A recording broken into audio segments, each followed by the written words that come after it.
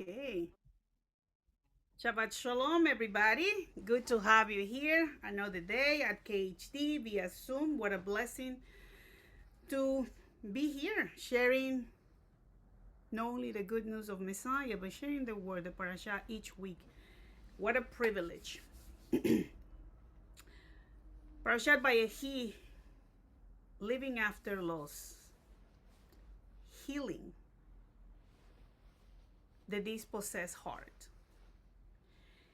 Before Jacob blesses his sons, before he crosses his hands, blessing the two children of Joseph, before the final words of this book of Genesis, Jacob makes one last request. He calls Joseph close to him and says, "Do not bury me in Egypt. Carry me out of Egypt and bury me in the burial place of my fathers." That's in Genesis 47:29-30 TLB version. Jacob is not afraid. He is not uncertain. He's making a declaration of identity. Egypt sustained him. Egypt protected him. Egypt reunited him with his family. But Egypt was never his home. Comfort does not cancel covenant. Provision does not replace promise. Jacob is saying, even after all of this, I still belong to what God promised. This moment also echoes another father at the end of his life. In 1 Kings 2, King David calls his son Solomon and give him a final instructions. David doesn't speak first about power or success, but about walking faithfully, keeping covenant, and remembering who he is before God. Like Jacob, David is not simply preparing for death. He is securing a legacy. Jacob's burial request is not about geography. It is about identity, faith, and continuity. This is what every father or mother wants for their children, to continue to walk the walk, not to forget his or her roots or who they are. Then we go back to Miketz. Why Joseph never reached out to his family before? The sages give us a painful answer. Joseph didn't know that his brothers told what his brothers told Jacob. He didn't know what they said to his father. They didn't know that his brothers told his father that he was killed by a wild animal. From Joseph's perspective, he was thrown into the pit, sold into slavery, taken far away from home, and no one came to rescue him. Not his brothers, not his father. Joseph believed that if his father told that he was alive, Jacob would have searched for him. So Joseph concluded wrongly, but understandably, that he had been abandoned. This is not rebellion. This is a heartbreak of a son, and this makes sense why Joseph never reached out to his family.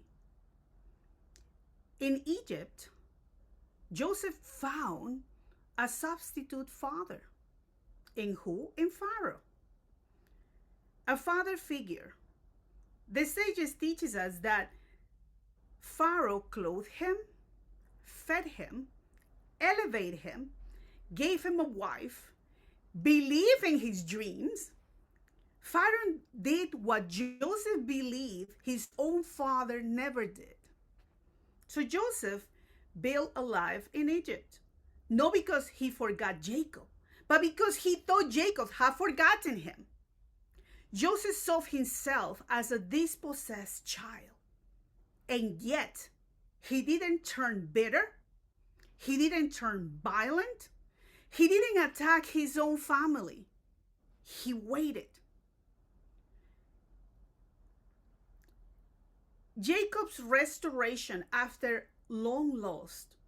The Torah teaches us that Jacob lived in the land of Egypt for 17 years. Not survive, not endure, but he lived. Jacob lived many years believing that his son was dead. Joseph lived many years believing his father had abandoned him. Both were wrong. God was working quietly, patiently behind the scenes. Life returned, not because pain disappeared, not because truth, but because truth, relationship, and purpose were restored. When Jacob passed, he was embalmed like an Egyptian king. Egypt honors him, the world recognizes his greatness, and then a massive funeral procession begins. Jacob is honored by Egypt, but buried with his fathers. That was his last request to his son. Honor does not define identity. Success does not define belonging. Covenant does. As the procession travels toward Canaan, the kings of Canaan and the princes of Ishmael gather ready to attack. The sages again teaches us that what these two parties, the king of Canaan and the princes of Ishmael, had in common. Canaan was rejected, the rejected son of Ham, rejected by Noah. Ishmael was the rejected son of Abraham. Both fell pushed aside. Both carry generational rejection. And now both are coming to attack the favorite son, the children of Shem, loved by Noah, and the children of Isaac, loved by Abraham. They come during a funeral, a moment of vulnerability. Dispossession often lashes out a promise. The sages also teaches us that in Jacob's coffin, Joseph placed his crown. And when the kings of Canaan and the princes of Ishmael saw that crown on the coffin, they stopped. That was an honor. What is a coffin going with a procession of Egyptians with a crown on it? They were frightened. Because Joseph himself was a dispossessed child. He had every reason to attack, every reason to retaliate, every reason to turn against his family, but he didn't. Instead of becoming a destroyer, Joseph became a restorer. Instead of attacking his brothers, he fed them. Here in the New Covenant, we also see in John 13, Yeshua, knowing who he was, where he came from, and where he was going, chose to kneel and serve his disciples, even those who would betray him. Power didn't make him strike, it made him serve. Joseph does the same. With authority and resources, he chooses restoration over revenge. The dispossessed saw someone who chose reconciliation, and they stood down. Jacob then adopts Joseph's sons, and he's blessing Joseph with a double portion. Ephraim and Manasseh will be mine, says Joseph, just as Reuben and Simeon. A double portion. Why a double portion for Joseph? Because Joseph was lost at 17, and Jacob lived 17 restored years with him. God redeemed the time. Rashi teaches us that Jacob's best years were in Egypt after he found his son. Everybody that has followed the book of Bereshit, Genesis, have seen the soap opera of Jacob, marrying two sisters, having two servant maids as wives, having 12 children, having a daughter that is raped by the king, prince, and the whole saga is like a real soap opera. So he had a troubled life. Fear, fright about his brother coming and kill him, and so on. So at best, Jacob found peace in Egypt. Nevertheless, he wanted to be back and buried with his fathers. God does not erase history, he redeems it. Before Joseph dies, God will surely remember you, says to his brothers, and says to please carry my bones as well. Joseph trusted beyond his timeline, his lifetime. Carry my bones. I was wondering why Joseph didn't request to be also buried like his father was. Joseph knew once he was gone, a lot of things may change. And there was nobody else in power after that. And we know the rest. We will be learning it next week. God finishes what he promises, even if we don't see it immediately. In this world that we live in today, full of struggles, today many of us are living our own version of Egypt. Some of us are struggling with health issues, waiting for healing answers and strength. Some of us are overwhelmed with financial pressure, uncertainty about jobs, cost, stability. Many of us are exhausted with political division, wars, and global unrest, fearful about the future, tired of conflict. And some of us are carrying personal pain, misunderstanding, broken relationships, unanswered prayers, grief over the passing of loved ones. We are all struggling with one battle or another. But my message here to you is that everybody goes through some type of struggle and pain, regardless, at any time in their lives. We will all go through hiccups. My advice to you, and what I teach myself, what I remind myself, is to keep focus in what keeps us going. To look at the glass half full and not the glass half empty. At the end of Jacob's life, he was happy with his life. He lived the best days of his life, and in my humble opinion, he saw all his children. He saw his grandkids, his great-grandkids. He adopted Joseph's two sons as the sons of Israel. He prepared for his departure because he knew where he was going. And so many times we're so frightened about the next world, about the Gan Eden, about the paradise. Yes, we are, because nobody has given us a map. Nobody has given us a Zoom link where we can connect with the world that we know. I was listening yesterday to this nurse. It's not I forgot her name. Julia, I think it is. And she worked in a hospice.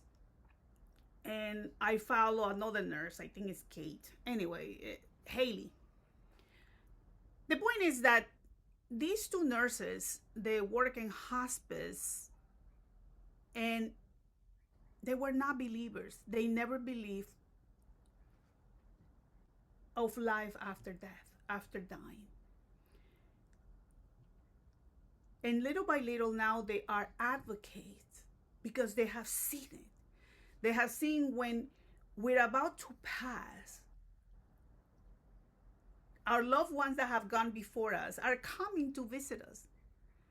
And it's like they're making the path so we are not afraid. And this nurse mentioned something extremely profound. She's like, we go back to that world from where we came. And she said, removing the grief that when we feel when somebody passes, when you see that and you longing to go back to where you belong. This world is momentary. This world is just a hop passing by, just a world where we are refining ourselves for the world to come. That's why it's very important that in this world we do as many mitzvot as we can, because we are preparing to go to the next world, the world to come, where we came from, and that our souls want to go to. But our mind doesn't know that. So it was fascinating to hear this. Why, Maharat, are you so interested in this? Because it stinks to lose a loved one. It hurts. It pains. And many times we want them back. Yes, I'm human. And then reason comes and the belief hits in, and then you realize they are in a way better place. It's like seeing them, from Thor, if you are into these type of things, Thor in his planet. I see it there as heavens, and Thor looking at earth and seeing what happened. So in my humble understanding, sometimes I believe that this is heavens, but heavens is so great. Paradise, Gan Eden is so wonderful that they never had the chance to look back at earth and say, oh, what's going on there? But God, Hashem, give us the opportunity many times that our loved ones have that moment of dreams, that moment of revelations, that we can see them. So going back to that place where everything is wonderful should not scare us. And I see that in Jacob. He was preparing. He settled his business. He blesses his kids. He leaves everything in order. And then he says, you know what? He's ready. The same with Joseph. But they make the request. They made peace. Not easy. Not easy. Like Joseph, many feel forgotten. Like Jacob, many are grieving something not fully resolved. Like these possessed kings, the world is angry, reactive, ready to strike. Now, this is the questions. Will you respond as a dispossessed child or as Joseph? Will we attack or heal? Will we lash out or trust?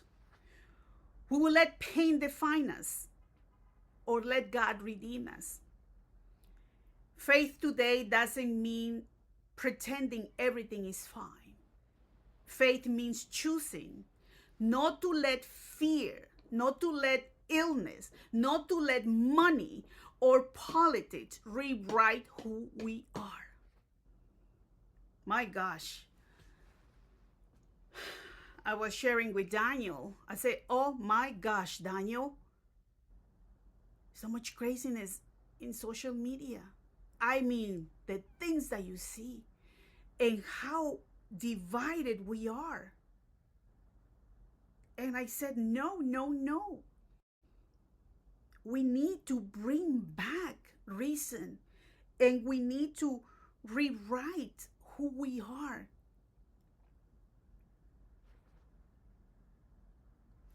What this means for us, for you and me. God heals misunderstanding. God redeems abandonment. God restores time. God stops generational violence. God turns dispossessed hearts into peacemakers, even now, especially now. We're living in times that we don't know. But my advice to myself, to my son, and to you, trust in God. Whatever it may be, my only request is that He is with us, that we walk in His path, that we trust Him. Regardless of the outcome, His plans are always perfect, even when we don't understand. And this is something that when my husband passed on our 20th year anniversary at 2:44 p.m. on a Tuesday, his favorite day when he was a child, I don't know from where I got the courage to post and let everybody know that he has gone. He went to his life upgrade. And I just found this post suddenly a couple of days ago. Me, myself, and I couldn't have the courage, couldn't have the strength, couldn't have the chutzpah to do the things and go through the things that I went through. But it was Him. And nothing in this world gives you more comfort to know that God is real, that He is with us, and to know that you have a relationship with Him.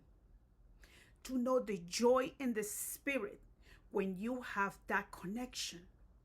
And as a mother, I want my son to have that interaction, that revelation, that feeling, that fulfillment of what it is to connect with the Father. And the most beautiful thing that we can have as believers in Yeshua is knowing that Yeshua HaMashiach is our Wi-Fi, our connection. Yes, He is. And through Him, we have eternal life. That we should never forget that. Through Him, there is power in our prayers, in our meditations, in our requests, in our living in daily life. Trusting, believing, acknowledging, and knowing that God is here, regardless of the circumstances, regardless of the chaos that you find yourself. Choose God, and He will choose you. Joseph thought he was forgotten. Jacob thought his son was dead. Both were wrong. God was working. And the Torah says, Jacob lived. If we are waiting, if you are waiting, if you feel displaced, if you feel uncertain, do not give up your identity. Do not surrender your calling. Do not attack what God is still redeeming. Choose Joseph's path. God restores life. God redeems time. God heals families. God heals hearts.